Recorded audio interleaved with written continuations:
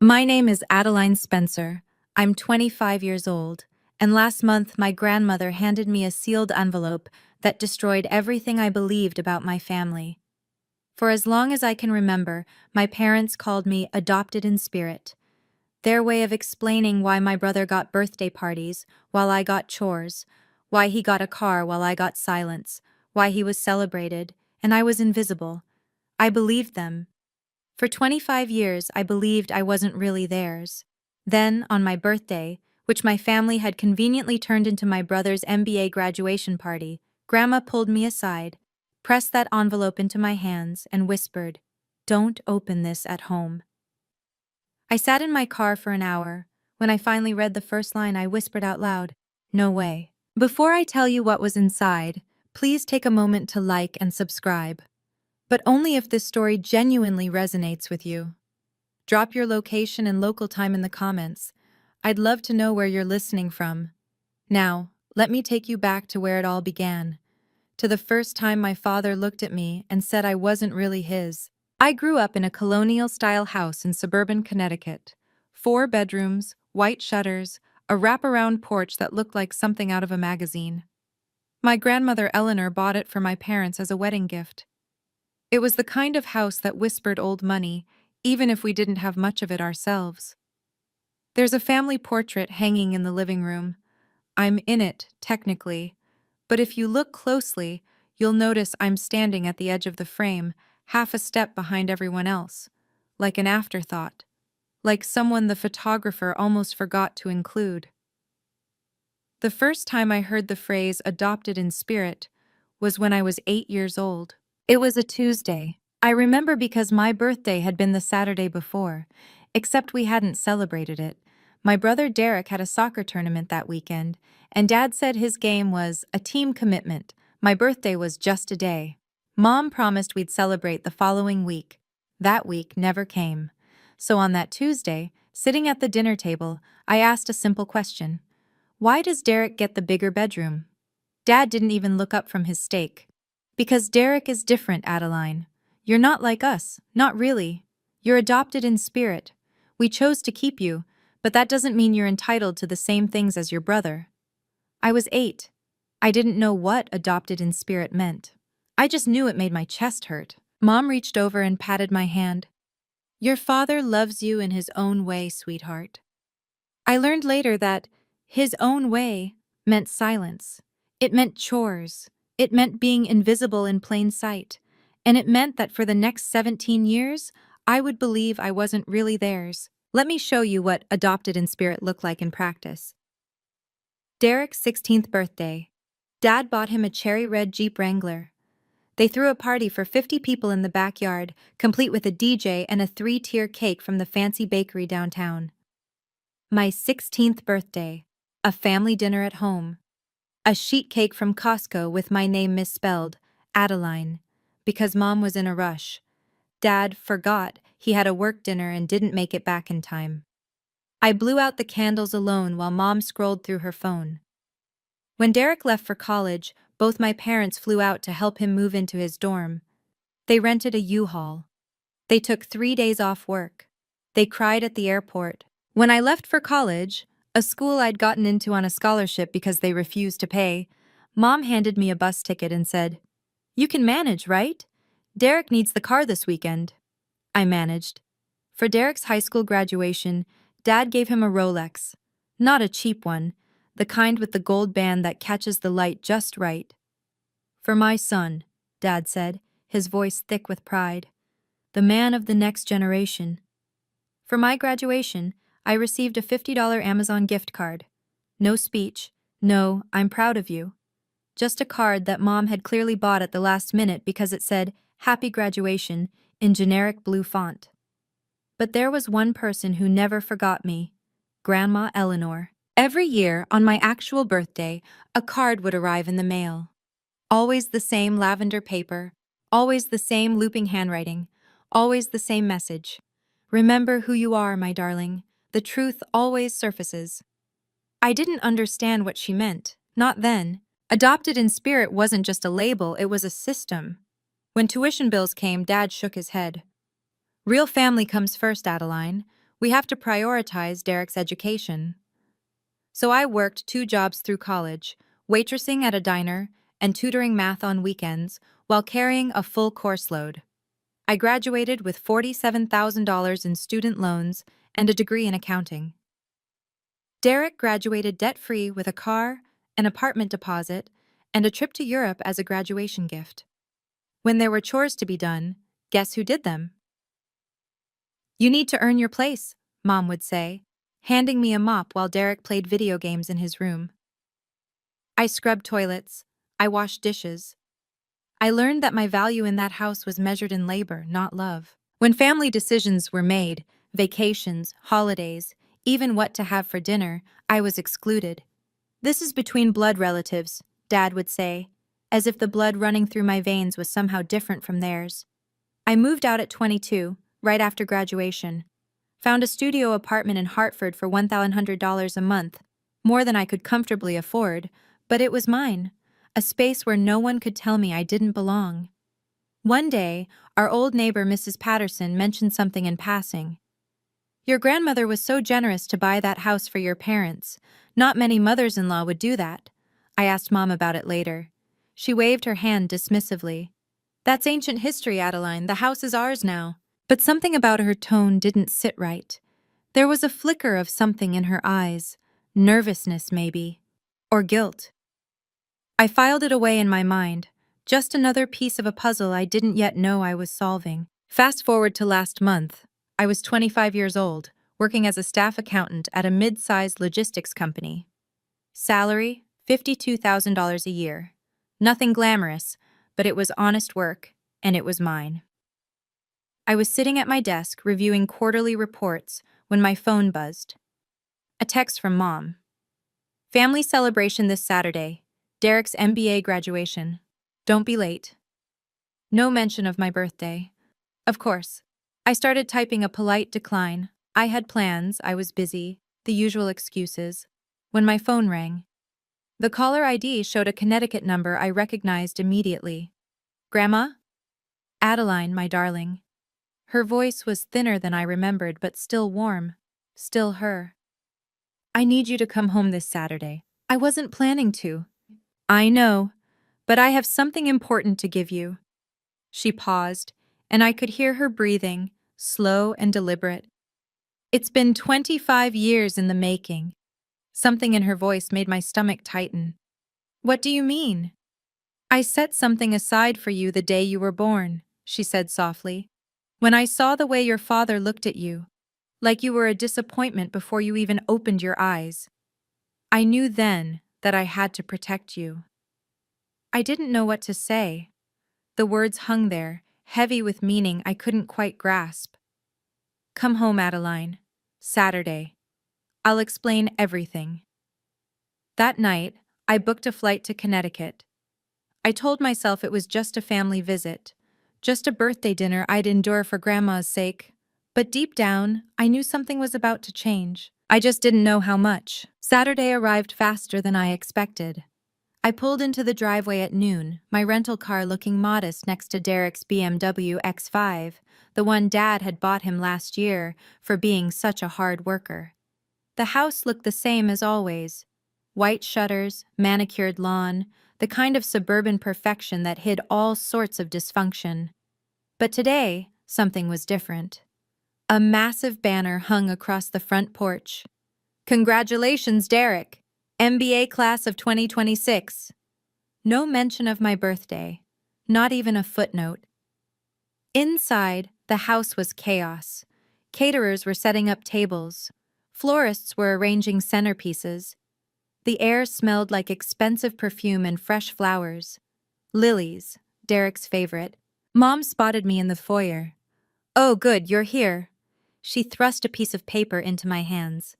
Here's the list. Tables need to be set up in the backyard. Bathrooms need cleaning. Oh, and the caterers need someone to direct them. They keep putting things in the wrong places. Where's Derek? In his room, resting before the party. She said it like it was obvious. Like of course Derek would rest while I worked. I glanced at the list. It was long, very long. And the guests? Arriving at 4:40 people, family, friends, your father's colleagues. She was already walking away. Make sure everything's perfect, Adeline. I stood there, holding that list, feeling the familiar weight of invisibility settle onto my shoulders. Then I saw it. On the hallway table, half hidden under a stack of mail, a lavender envelope with my name on it, Grandma's handwriting, a birthday card. It had been opened, read, and tossed aside like junk mail. They hadn't even bothered to give it to me. By 4 o'clock, the backyard was transformed into a celebration fit for royalty. Derek's royalty, anyway. White tents, twinkling lights, a champagne tower that sparkled in the afternoon sun. 40 guests milled about in designer outfits, laughing and toasting and pretending to care about MBA programs. I stood by the catering table in the same black dress I'd worn to 3 other family events, watching my father command the room. Everyone, everyone! Dad clinked his champagne flute with a fork. The crowd quieted. I want to make a toast to my son, Derek, my legacy, my pride. The guests raised their glasses. Dad's voice swelled with emotion. From the moment Derek was born, I knew he was destined for greatness. He's everything I ever hoped for in a son. Smart, driven, ambitious. And now with his MBA, he's ready to take on the world. Applause. Cheers. Derek stood beside Dad, beaming, wearing a new Ralph Lauren suit that probably cost more than my monthly rent. Not a single word about me. Not even a mention that today was my birthday, too. I tried to disappear into the background, but my Aunt Linda spotted me. Adeline, isn't today your birthday, too? Her voice was loud enough to carry. Dad laughed, a short, dismissive sound. Oh, we don't really count that. She's different. The words hit me like a slap. Aunt Linda's smile faltered. She leaned toward Uncle Robert and whispered something. I caught the words. Poor girl, spiritually adopted. Whatever that means. Across the yard, I saw Grandma Eleanor. She sat alone in a wicker chair, her silver hair catching the sunlight, her eyes tracking everything, watching, waiting. When our eyes met, she gave me a small nod. Just wait, that nod seemed to say. Just wait. Dad wasn't finished. He clinked his glass again, and the crowd fell silent for what he clearly considered his grand announcement. Now, I want to share some exciting news about our family's future. He put his arm around Derek's shoulders. As most of you know, Eleanor, my wonderful mother-in-law, owns this beautiful home.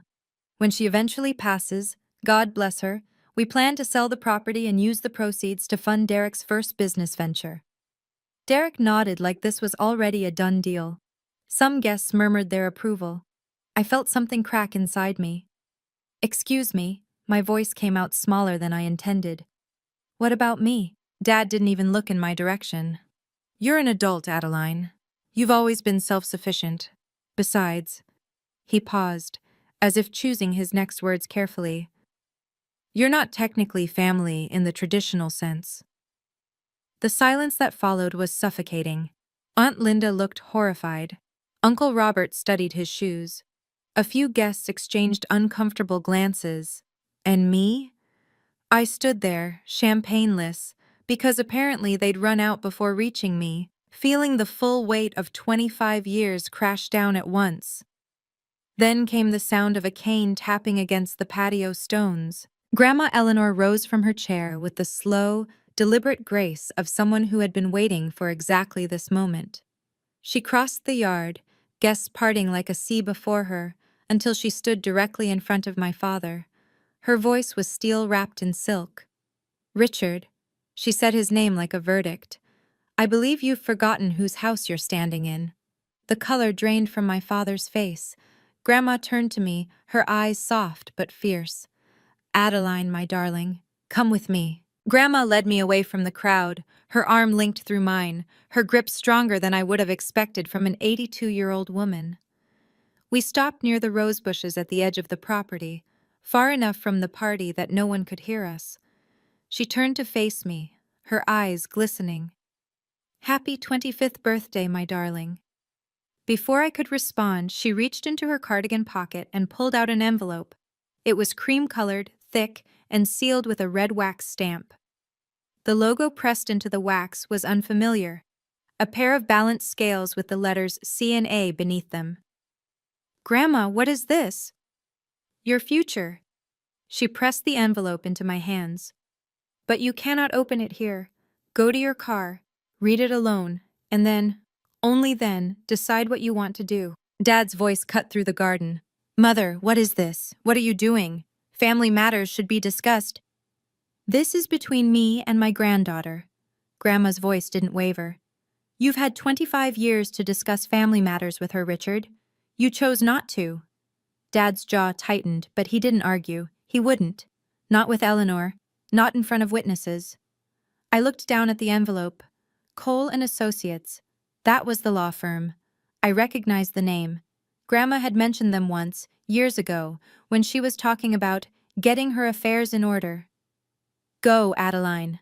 Grandma squeezed my hand. "I'll handle things here." I walked to my car in a daze. The sounds of the party faded behind me. The envelope felt heavy in my hands, heavier than paper should feel. I sat in the driver's seat for an hour, just staring at it. Whatever was inside, I knew it would change everything. The sun had begun to set by the time I finally broke the seal. My hands were shaking. The wax cracked under my thumbnail, and I slid out the contents. 3 documents, each one more official-looking than the last. The first was a birth certificate. Not a copy, the original, with the raised seal of the state of Connecticut and signatures that had faded slightly with age. The second was a thick legal document, at least 15 pages, with headers that read, "Irrevocable Living Trust," and a date from 1999, the year I was born. The third was a handwritten letter on lavender paper. Grandma's stationery, her looping script. I started with the letter. "My dearest Adeline," it began. "You are not adopted in spirit. You never were. Your father lied to justify his inability to love a daughter." I read that line 3 times. Then I read it again. Something between a laugh and a sob escaped my throat, not because it was funny, but because I had spent 25 years believing a lie that was never even properly constructed. I grabbed the birth certificate and scanned it frantically. Mother, Margaret Louise Spencer, née Mitchell. Father, Richard James. Spencer. Child, Adeline Marie Spencer. No adoption records, no amendments, no asterisks or footnotes suggesting I was anything other than their biological daughter. I was theirs. I had always been theirs. And they had lied to me anyway. The letter continued. "I watched your father treat you like a second-class citizen from the day you were born. I couldn't change him, but I could protect you. This trust was my way of ensuring you'd have something of your own, no matter what they said or did." My hands were still shaking, but now it wasn't from fear. I turned to the trust document. It was dense with legal language: grantor, beneficiary, irrevocable, but the key details were clear enough, even to my accountant's eyes. Type: irrevocable. Living trust. Established March 15, 1999, 3 days after my birth. Grantor: Eleanor Ann Mitchell. Sole beneficiary: Adeline Marie Spencer. And then the assets. 1. Real property. The residential home at 47 Maple Grove Lane, Greenwich, Connecticut. Estimated current value, $1.2 million. 2. Financial assets. Savings account held at First National Bank, current balance approximately $340,000. Condition: beneficiary shall assume full control of trust assets upon reaching the age of 25 years. I read the property section 3 times, certain I was misunderstanding. The house my parents had lived in for 30 years. The house my father had just promised to sell for Derek's business. It wasn't theirs. It had never been theirs. Grandma had let them live there, yes, but according to this document, notarized, witnessed by 2 independent parties, and filed with the Connecticut Probate Court, she had never transferred ownership. There was no deed in Richard or Margaret's name. They were occupants, Nothing more. The letter continued. I knew this day would come, Adeline. I knew your father would try to erase you from the family's future. So I made sure, 25 years ago, that no matter what he did or said, you would have something that was entirely your own, something he could never take from you. I sat in my car as the last light faded from the sky, the documents spread across my lap. For the first time in my life, I had proof that I mattered, and proof that my father had built his entire kingdom on a foundation of lies. My first instinct was to march back into that party and throw the documents in my father's face. I imagined it, the gasps, the chaos, the look of horror on Dad's face as 40 guests watched his carefully constructed lies crumble. It would have been satisfying, cathartic even. But that would have been his game: drama, emotional explosions, the kind of scene he could later dismiss as Adeline being hysterical.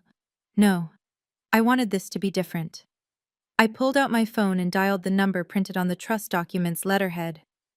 Cole and Associates, how may I direct your call? I need to speak with Martin Cole. My name is Adeline Spencer.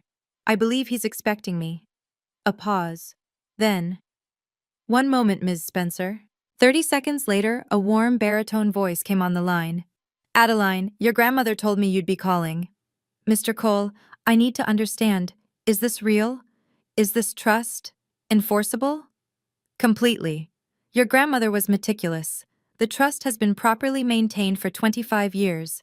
As of today, your birthday, you have full authority over all assets contained within, including the property. My heart hammered. My parents don't know, do they? They know Eleanor set aside something for you. They assumed it was a small inheritance, a gesture. He paused. They have no idea about the house.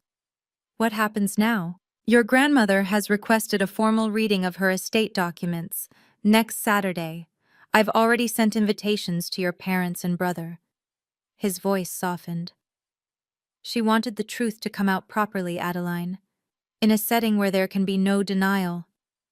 1 week. I could wait 1 week. Mr. Cole?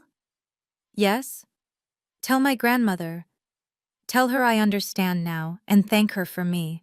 She knows, Ms. Spencer. She's always known. If you're still here, I want to ask you something. Have you ever discovered a truth that changed everything you thought you knew about yourself? Drop truth in the comments if you have. And if you're enjoying this story, please consider subscribing. It really helps the channel grow. Now, back to the week that changed my life. The call started Monday morning. Dad was first. Adeline, we need you back this weekend. Your grandmother is getting her affairs in order, and the house needs to be prepared. Prepared for what? For after. His voice was impatient. She's not going to live forever. We need to make sure everything transitions smoothly. Translation. He wanted to make sure the house was ready to sell the moment Grandma was gone. Then came Mom's call on Tuesday. Your father is under a lot of stress about the estate, sweetheart. Maybe you could come help? Be a good daughter? Be a good daughter. The phrase made my stomach turn. Wednesday brought a text from Derek. Hey sis, Dad says there's some paperwork we all need to sign when you come up. Something about family coordination. No big deal. No big deal. I called Mr. Cole that afternoon. They want me to sign something, a family asset acknowledgement form. His voice sharpened. Don't sign anything, Ms. Spencer. Anything they ask you to sign right now is likely a waiver, an attempt to get you to relinquish any claim to the estate before the trust is revealed. They don't know about the trust. No, but they know your grandmother loves you, and they're worried she might have left you something. This is preemptive damage control. Dad's email arrived Thursday. The attachment was titled Spencer Family Asset Acknowledgement Form. I opened it just to see what they were asking. The document was simple. By signing, I would confirm that I had no legal claim to any assets of the Spencer or Mitchell family estates. They were trying to erase me before I could even fight back. Joke's on them. I already had everything. Friday night, there was a knock on my apartment door. Mom stood in the hallway holding a bouquet of flowers. Chrysanthemums, my least favorite, but Derek's preferred choice. Can I come in, honey? Against my better judgment, I stepped aside. She sat on my second-hand couch, her designer handbag looking absurdly out of place in my modest studio. Adeline, I know your father can be harsh, but he means well. He just doesn't know how to express affection toward a daughter. Harsh is one word for it. He loves you, in his own way. She reached for my hand. And I know this situation with Grandma's estate is complicated, but signing that form, it would make things so much easier for everyone. It would keep the peace. Keep the peace, as if the peace hadn't been kept on my back for 25 years. Mom, do you even know what Grandma put in her estate? It doesn't matter what she put in it. What matters is that we're a family, and families don't fight over money. She squeezed my hand. Besides, honey, your grandmother is old. Her memory isn't what it used to be. If she said something strange to you at the party, well, sometimes elderly people get confused. I felt myself wavering. Maybe Grandma was confused. Maybe I was reading too much into everything. Maybe... My phone buzzed. A text from Grandma. They will try to make you doubt. Don't. I've waited 25 years for this moment. So have you. I looked at my mother, at her perfectly applied makeup, her practiced concern, her flowers that weren't even for me. I'm not signing anything, Mom. Her mask slipped just for a second. Then she collected her bag and left without another word. The night before the reading, I couldn't sleep. I lay in bed, staring at the ceiling, the trust documents spread across my nightstand, like evidence in a trial. Every time I closed my eyes, I saw my father's face, not angry, but dismissive, the same look he'd given me my entire life. You're not really family, so why do you care? Those words had haunted me for years. Every time I tried to speak up, every time I tried to assert myself, they'd echo in my head, making me shrink back into silence. But tonight, something was different. I got up and walked to my closet, pushed past the worn dresses and faded sweaters until I found it. A navy blue suit I'd bought 6 months ago for a job interview. I'd been too scared to attend. Tag still on, never worn. I'd bought it with my own money. Money I'd earned from work that I'd done, in a career I'd built without their help or support. I removed the tags and hung the suit on my door. Tomorrow, I wasn't walking into that room as the forgotten daughter. I wasn't going to ask permission to exist. I wasn't going to beg for a seat at a table that was never meant for me. Tomorrow I was going to sit at a table of my own making. I thought about all the times I'd tried to earn their love, the perfect grades, the quiet obedience, the years of believing that if I just tried harder, they'd finally see me. None of it had worked.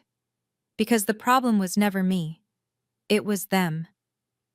I fell asleep sometime after midnight, and for the first time in weeks I didn't dream about being invisible. I dreamed about standing in the light. Saturday morning, 9 a.m., the offices of Cole and Associates occupied the top floor of a glass building in downtown Hartford, all polished wood and leather chairs and windows that overlooked the Connecticut River. Martin Cole was exactly what I'd expected. Silver-haired, sharp-eyed, with the calm demeanor of a man who had seen 1,000 family disputes and knew exactly how this one would end. Ms. Spencer, he shook my hand warmly. Your grandmother speaks very highly of you. Is she here? No. She's not feeling well enough to attend in person, but she's authorized me to act on her behalf. He gestured to a chair. Before your family arrives, I want to make sure you understand what's about to happen. He slid a folder across the desk.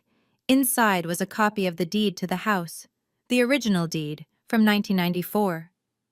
Owner, Eleanor Ann Mitchell. There was no transfer deed, no bill of sale, no documentation showing the property had ever changed hands. Your parents have been living in that house for 30 years, Martin said, but they've never owned it. Your grandmother allowed them to stay, But she deliberately kept the title in her name. She never trusted your father to do right by you. I stared at the paper. And they don't know? They believe Eleanor gave them the house verbally, as a wedding gift. But without a deed transfer, a verbal agreement means nothing. He folded his hands. Legally, they're tenants. Tenants without a lease. The conference room suddenly felt smaller. Ms. Spencer, Martin said gently, you don't have to say anything dramatic today. The documents will speak for themselves. I nodded. Outside, I heard the elevator ding. They were here. My father entered the conference room like he owned the place. He was wearing his best charcoal suit, Tom Ford, if I had to guess, with a silk tie and polished Oxfords. Mom followed behind him in a cream-colored dress, her pearls perfectly aligned. Derek brought up the rear, casual in khakis and a blazer, already looking bored. None of them acknowledged me. Martin! Dad extended his hand to the lawyer with practiced warmth. Good to see you. Let's get this formality over with, shall we? We all know how Eleanor wanted things handled. Martin's expression remained neutral. Please have a seat. They arranged themselves at the table. Dad at the head, naturally, with Mom and Derek flanking him like attendants at a throne. I sat across from them, my folder resting on my lap where they couldn't see it. Mom offered me a thin smile. I'm glad you're here, Adeline. Families should be together at times like this. Dad was already checking his watch, a Rolex, the same model he'd given Derek years ago. The ticking was the only sound in the room. So, Dad said, leaning back in his chair, what are we looking at? The house? The savings? Standard distribution, I assume? Derek pulled out his phone. Hey, Dad, if we sell the house this quarter, I could have the down payment for the new office space by... Let's not get ahead of ourselves. But Dad was smiling. He thought this was a done deal. I looked at Martin. He looked at me. The documents were in my folder. The truth was about to come out. Mr. Cole, I said quietly, I think we should begin. Martin nodded. Very well. Let's proceed with the reading of Eleanor Mitchell's estate documents. Dad's smile widened. It wouldn't last. Martin opened his own folder and began to read. The estate of Eleanor Ann Mitchell consists of the following assets. 1. A residential property located at 47 Maple Grove Lane, Greenwich, Connecticut, appraised at approximately $1.2 million. 2. A savings account held at First National Bank, current balance $340,000. 3. Various personal effects, to be distributed per the attached inventory. Dad nodded along, doing the math in his head. I could practically see the dollar signs in his eyes. However, Martin continued, and something in his tone made my father freeze. These assets are not distributed through this will. The room went silent. What do you mean? Dad's smile faltered. If they're not in the will, then how? These assets were placed in an irrevocable living trust in 1999. The will simply acknowledges their existence and confirms the trust's validity and continuity. Mom's hand found Dad's arm. Richard, what is he saying? I don't understand. Dad's voice had an edge now. Mother would have told me about a trust. This doesn't make sense. Derek looked up from his phone for the first time. Wait, so if it's in a trust, who's the beneficiary? Martin removed his glasses, cleaned them slowly, and set them back on his nose. That's an excellent question, Mr. Spencer. He turned to me. Ms. Spencer, would you like to explain, or shall I? All eyes shifted to me. Dad's face went pale. Mom gripped her pearls. Derek's mouth hung open. I thought about all the years of silence, all the years of being erased. Then I opened my folder. I'll explain, I said. I think it's time. I stood slowly, the folder in my hands feeling lighter than it had any right to. The sole beneficiary of Grandma Eleanor's irrevocable living trust, I said, is me, Adeline Spencer. It was established the day I was born. For a moment, no one moved. Then Dad shot to his feet, his chair scraping against the floor. That's impossible. My mother-in-law would never, she wouldn't. She did. I handed the trust document to Martin, who fed it into the projector. The screen on the wall lit up with the first page, the date, the legal language, and there, in unmistakable bold print, the words that changed everything. Sole beneficiary, Adeline Marie Spencer.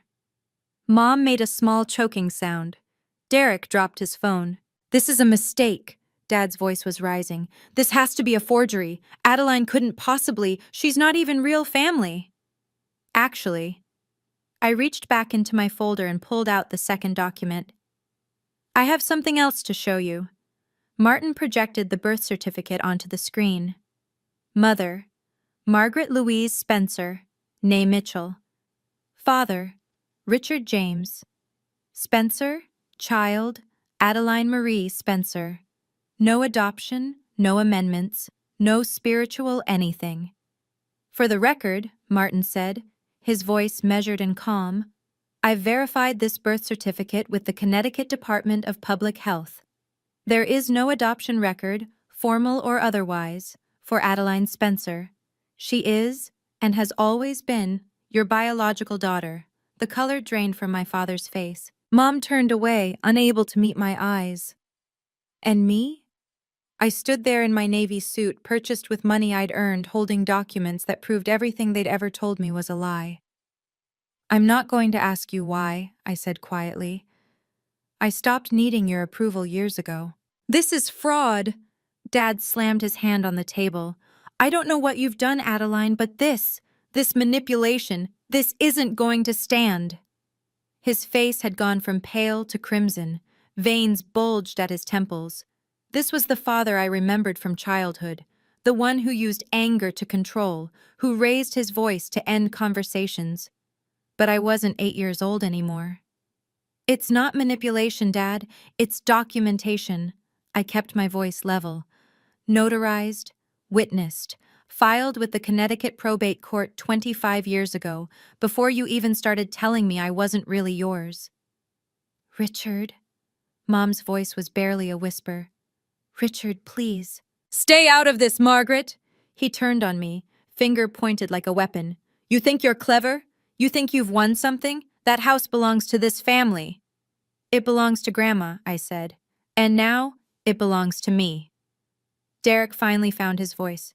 Wait, so the house, the money Dad promised me for my business, none of that is ours? It was never yours to begin with, Martin's voice cut through the chaos. The property was never transferred to Mr. and Mrs. Spencer. They've been occupying it at Eleanor's discretion, without formal ownership.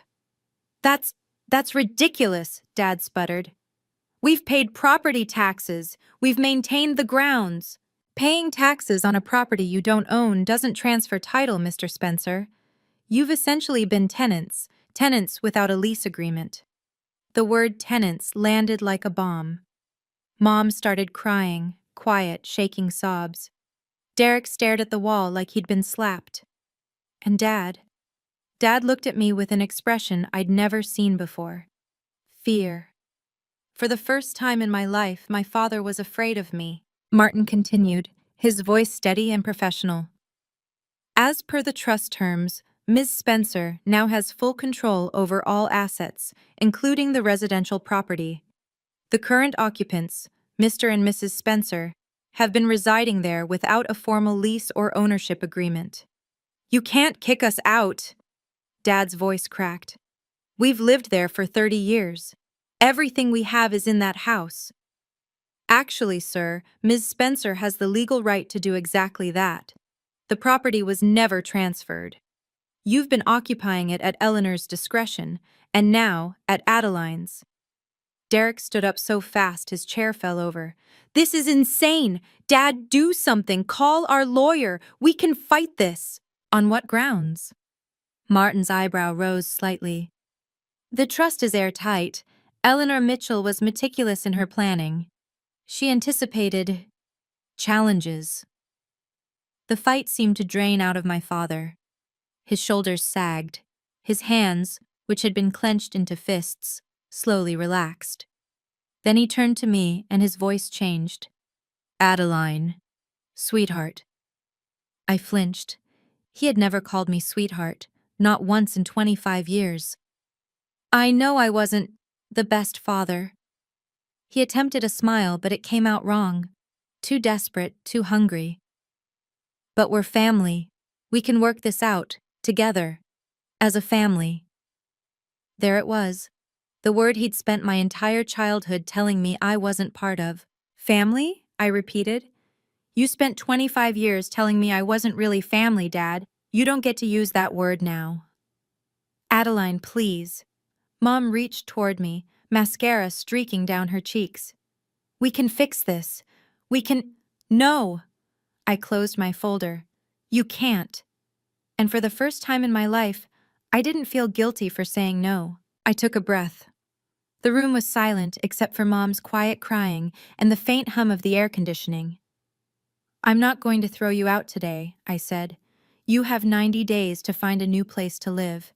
That's more consideration than you ever gave me. Dad's jaw tightened. 90 days? After everything we've done for you? Everything you've done for me? I almost laughed. You told me I was adopted in spirit so you could justify ignoring me. You made me pay for my own education while Derek got everything handed to him. You scheduled my birthday as my brother's graduation party. I paused. What exactly have you done for me, Dad? He had no answer. Mom tried one more time. Adeline, please. I know things weren't perfect, but I'm your mother. I love you. Then why didn't you protect me? The words came out sharper than I intended. You stood there for 25 years while he treated me like a mistake. Your love didn't come with action, Mom, and I'm done accepting words without proof. Derek made one last attempt. Come on, Addie, this isn't fair. You were supposed to get the money from selling a house that was never yours. I met his eyes. That's on them, Derek, not me. I gathered my documents and turned to Martin. Thank you, Mr. Cole. I believe we're finished here. Indeed we are, Ms. Spencer. He stood and shook my hand. I'll have the transition documents prepared by end of week. I walked out of that conference room without looking back. 25 years of silence. 25 years of believing their lies. It ended today. A week after the reading, Martin called me back to his office. Your grandmother asked me to give you this separately, he said, sliding another lavender envelope across his desk. She wanted you to read it after the dust settled. I opened it carefully, recognizing Grandma's familiar handwriting immediately. My dearest Adeline, if you're reading this, then the truth is finally out. I imagine your father didn't take it well. He never did handle losing control gracefully. I want you to understand something about Richard. It doesn't excuse what he did. Nothing excuses that. But it might help you make sense of it. Your father had a sister once. Her name was Catherine. She died in a car accident when she was 19, long before you were born. Your grandfather's response was cold. He said, losing a son would have been a real tragedy. She was just a girl. I stopped reading. My throat felt tight. Richard grew up believing that daughters were worth less than sons. It was the only truth he ever knew. When you were born, his firstborn, a girl, he didn't know how to love you. So he invented a story that made his failure make sense. Adopted in spirit meant he didn't have to face his own inability to love. I couldn't change your father. God knows I tried. But I could make sure his damage had limits. This trust, this house, this money, it was never about revenge, Adeline. It was about ensuring that his cruelty didn't define your future. You are loved, my darling. You always have been. Now go live the life you deserve. I set the letter down, wiped my eyes, and noticed a postscript at the bottom. P.S. I'm not dead yet. Come visit me this Sunday. I'll make tea. Despite everything, I laughed. Derek texted me 3 weeks later. Hey sis, can we meet? I want to talk. I agreed, mostly out of curiosity. We met at a coffee shop near my apartment, neutral territory. He arrived in jeans and a wrinkled shirt, looking nothing like the polished golden child I remembered from the party. Thanks for coming. He wrapped his hands around his coffee cup, not meeting my eyes. Look, I wanted to say, I'm sorry. For everything. I waited. I didn't know, okay? About the adopted in spirit thing being a lie. I mean, I knew Dad treated you differently, but I thought... He trailed off. You thought I deserved it? No, I didn't think about it, I guess. It was easier not to. That, at least, sounded like the truth. Anyway, he cleared his throat. I was thinking, maybe we could work something out. Like, you could keep the house, obviously, but maybe, I don't know, a small loan? For the business? I'll pay you back, I swear. And there it was. The apology that wasn't an apology. The reconciliation that was really a transaction. Derek, I set down my cup. If you ever genuinely want to rebuild a relationship, not as a deal, not as a transaction, you know where to find me. But that starts with you acknowledging what happened, really acknowledging it, not asking for money. His face fell. Come on, Addie. We're still family, right? What's a little help between siblings? We're siblings who barely know each other because your father taught you I didn't matter. I stood up. When you're ready to change that, really change it, call me. Until then, I think we're done here. I left him sitting there with his cold coffee and his unlearned lessons. Some people take longer to grow up than others. 90 days passed faster than I expected. On day 89, a moving truck pulled up to 47 Maple Grove Lane. I wasn't there. I didn't need to be. But the neighbor, Mrs. Patterson, called to tell me about it. Your parents are loading everything into boxes, she said. Your mother's been crying all morning. Your father won't talk to anyone. They moved into a 2-bedroom apartment in downtown Hartford. Rent, $1,800 a month. A far cry from the 4-bedroom colonial they'd called home for 3 decades. Derek's business plans collapsed without the promised capital. Last I heard, he'd taken a job as a sales associate at a car dealership, commission-based, entry-level. The BMW was repossessed 2 months later. As for me, I kept the house. I walked through the rooms where I'd once felt invisible and decided to make them mine. New paint on the walls, new furniture. The family portrait came down. In its place, I hung a photo of me and Grandma Eleanor, taken the Sunday after the reading, both of us laughing over tea. I used part of the trust savings to pay off my student loans, every cent of the debt I'd accumulated while Derek got a free ride. The rest I invested carefully, the way my accounting training had taught me. The house, once a symbol of everything I'd been denied, became my home. A real home. A place where I belonged, because I chose to be there, not because anyone let me stay. And every morning, when I walked through the front door, I passed the spot where that family portrait used to hang, the one where I was always at the edge, almost cropped out. Now there's a new picture there. Just me, standing in the center. Finally where I belong. A year has passed since that day in Martin Cole's office. I'm sitting in the living room now, my living room, watching the sunset through windows I used to wash as a child. The light is golden, the kind that makes everything look softer, kinder. A lot has changed. I got promoted to senior accountant at work. Better salary, better hours, a team that actually values what I bring. I used some of the extra income to buy a small rental property downtown, my first real investment outside of the trust. Grandma Eleanor is still with us, thank God. Her health isn't perfect, but she's stubborn in the best way. We have tea every Sunday now, a tradition that started after the reading and hasn't stopped since. She tells me stories about my mother's childhood, about the woman Margaret used to be before she married my father. I'm not sure what to do with those stories yet, but I'm holding on to them. My parents haven't called. I'm okay with that. Derek texts occasionally. Surface-level stuff. Nothing deep. How are you? Happy holidays. Saw your photo on Facebook. I respond politely but don't engage much. The door isn't closed exactly. It's just not wide open. The person I was a year ago, the one who cleaned bathrooms at her own birthday party while her brother played video games, feels like a stranger now. Not because I've become someone entirely different, but because I finally stopped apologizing for existing. I used to dream about the day my father would tell me he loved me. I used to imagine what it would feel like to hear those words, to know I was enough. I don't dream about that anymore, because I know now, I was always enough. I just needed to believe it myself. So that's my story. But before we wrap up, I want to be clear about something. This isn't a revenge story. I didn't destroy my family. I didn't plot their downfall or savor their suffering. I simply stopped accepting a role that was never meant for me, and I claimed what was rightfully mine. The difference matters. If you're listening to this and you've been the forgotten child, the one who got overlooked, undervalued, pushed to the margins of your own family, I want you to hear this. You don't owe loyalty to people who never gave you respect. You don't have to earn love that should have been given freely. And walking away isn't failure.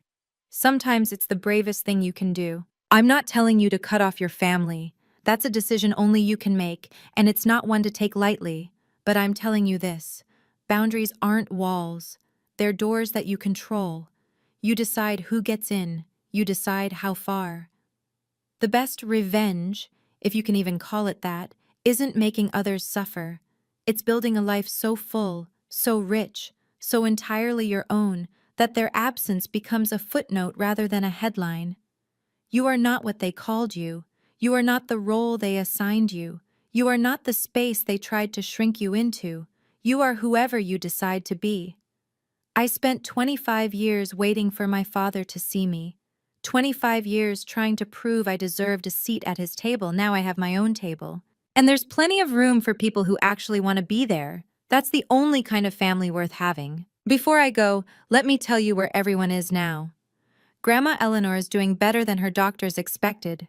She moved into an assisted living facility near my house, not because she had to, but because she wanted to. I used part of the trust fund to ensure she has the best care available. We still have tea every Sunday. Last week she beat me at Scrabble. Again. Dad took a part-time consulting job because the rent on their new apartment wasn't sustainable on retirement savings alone. The man who used to talk about legacy and inheritance now works weekends to make ends meet. I don't feel happy about it exactly, but I don't feel sorry either. Mom did something unexpected. 6 months after the move, she filed for divorce. She sent me a letter, handwritten, on plain white paper instead of her usual monogrammed stationery. It said, "I'm sorry I didn't protect you. I should have been braver." I haven't responded yet, but I kept the letter. Maybe one day. Derek is still figuring things out. He's been in therapy, apparently, his idea, not anyone else's. He sent me a birthday card this year, a real one, with my name spelled correctly, and a message that actually felt genuine. "I'm trying to understand. I hope you'll give me the chance to prove I can do better." I haven't decided what to do with that yet, but I'm thinking about it. And me? I'm sitting in my house drinking tea from my grandmother's favorite china set, writing this story for you. The Mother's Day card from Mom is still on my table, unopened. Forgiveness isn't a switch you flip, it's a door you might open someday. I'm just not ready yet, and that's okay. A therapist once explained to me why my father behaved the way he did. She called it learned worthlessness, the belief, passed down through generations, that some people are inherently less valuable than others. In my father's case, it was daughters who were worthless. He learned it from his father, a man who dismissed his own daughter's death as not a real tragedy. That kind of lesson doesn't just disappear. It burrows into you, shapes the way you see the world, the way you treat the people closest to you. My father couldn't love me because he never learned that daughters could be loved. The lie about adopted in spirit wasn't just cruelty, it was a shield. A way to protect himself from the guilt of failing someone he was supposed to care for. Does that excuse what he did? Absolutely not. But it helps me understand it.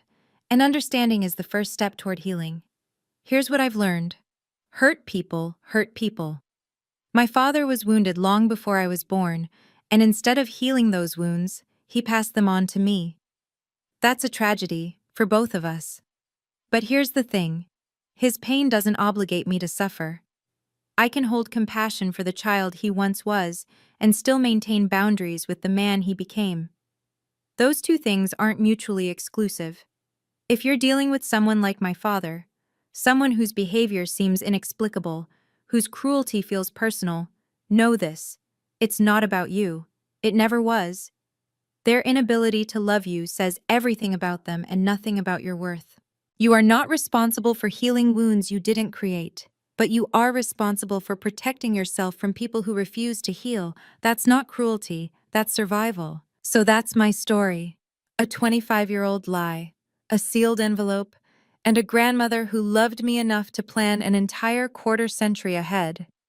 If you take anything from this, let it be this. You are not what they called you. You are not the role they assigned you. You are whoever you decide to be. For 25 years, I believed I was adopted in spirit, a burden, an afterthought, a mistake that my family graciously tolerated. I let that belief shape my choices, my relationships, my sense of self-worth. It was all built on a lie my father told to justify his own limitations, a lie my mother enabled by staying silent, a lie my brother benefited from without ever questioning. But lies don't last forever. The truth always surfaces. That's what Grandma used to write in her birthday cards, and she was right. It just sometimes takes longer than we'd like. If you're still with me, if you listened this far, thank you. Thank you for giving my story your time. I'd love to hear yours. Have you ever been the forgotten child, the one who got overlooked while someone else got everything? How did you reclaim your place? Drop your story in the comments. I read every single one, and if this resonated with you, check out the videos in the description. I think you'll find something there that speaks to you. Until next time, take care of yourself. You deserve it. Not because someone told you so, not because you earned it, just because you exist.